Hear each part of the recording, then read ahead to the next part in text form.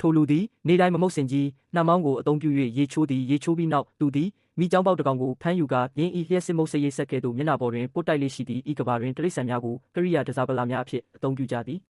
သူသည်နေ့စဉ်ကြောက်မိုင်း၌အလုတ်လုတ်ရန်ဒိုင်နိုဆောတစ်ကောင်ကိုစီး၍သွားရသောအလွန်ဆင်းရဲသည့်ဂူအောင်းလူသားတဦးဖြစ်သည်သူဆင်းရဲရခြင်းတွင်အကြောင်းရင်းတစ်ခုရှိသည်သူနိုးထားသည့်အချိန်သည်ရာသီဥတုပေါ်တွင်လုံးလုံးလျလျမူတည်နေသည်နေထွက်လာသောအခါနေရောင်ခြည်သည်တလင်းကြောက်တစ်ခုကိုဖျက်တမ်းတောက်ပပြီးကျိုးတစ်ချောင်းကိုမိဆွဲလောင်စေသည်နောက်တစ်စက္ကန့်တွင်ကြောက်တုံးကြီးတစ်ခုကသူ့ကောင်းပေါ်သို့ဘုံကနေပြုတ်ကျလာပြီးသူ့ကိုတနေ့ကုန်လန်းဆန်းတက်ကြွနေစေသည်ထို့နောက်သူ၏ဇနီးတွေကကြောက်ဥတလုံးကိုယူဆောင်လာပြီးသူ၏နက်နက်စာအတွက်ဒိုင်နိုဆောဥတလုံးပြင်ဆင်ပေးသည်ဥတလုံးနှင့်ပင်မိသားစုတစ်ခုလုံးဝလင်စွာစားသုံးနိုင်သည်နက်နက်စာစားပြီးနောက်မိဖို့ချောင်ရှိအမိုက်ကျိတ်ဆက်ပြက်နေကြောင်းဇနီးဖြစ်သူကသူ့ကိုပြောခဲ့သည်သူမိဖို့ချောင်ထဲသို့လမ်းလျှောက်ဝင်သွားပြီးပြဿနာကိုချက်ချင်းရှာဖွေတွေ့ရှိခဲ့သည်တောဝက်ကြီးကအစာမကြေဖြစ်နေခြင်းပင်သူသည်တောဝက်၏ပါဇက်ထဲသို့လက်ရှိုသွင်းကပိတ်ဆို့နေသောအမိုက်တရိုက်များကိုဆွဲထုတ်ပေးလိုက်သည်ယခုတော့ဆက်တစ်လဲရန်မလိုတော့ပေသူအလုတ်သွားရန်ထွက်ခွာသည့်အခါအမိုးဖွင့်ကားလေးထဲသို့ခုံဝင်လိုက်သည်ရင်းမှာလောင်စာစီမလိုသောကားတစ်စီးဖြစ်သည်သူ၏ခြေထောက်ပေါ်သို့ရေနှဲငယ်ဖြန်းပေးလိုက်ရုံဖြင့်ထိုအရာသည်တစ်နေ့လုံးခုံမောင်းနိုင်သည်တခုတည်းသောအားနည်းချက်မှာဘရိတ်အုပ်သည့်အခါသူ၏ခြေဝါးအသားအရည်များပုံပဲကုန်ခြင်းပင်ဖြစ်သည်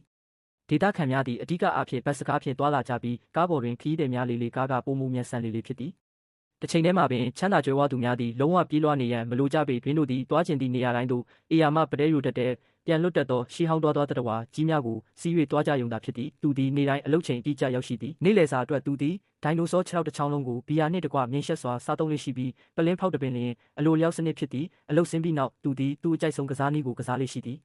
သူသည်ပထမဦးစွာဖားတစ်ကောင်ကိုသူ၏လက်ဖွားပေါ်သို့လေးမုတ်ခိုင်းသည်ထိုနည်းဖြင့်ဘောလုံးကိုကင်တွယ်သည့်အခါပုံမမြဲမြံစေရန်ဖြစ်သည်အရှိန်နှဲငယ်ယူပြီးနောက်သူသည်စထရိုက်တစ်ချက်ကိုအလွယ်တကူထိမှန်အောင်ပြင်နိုင်ခဲ့သည်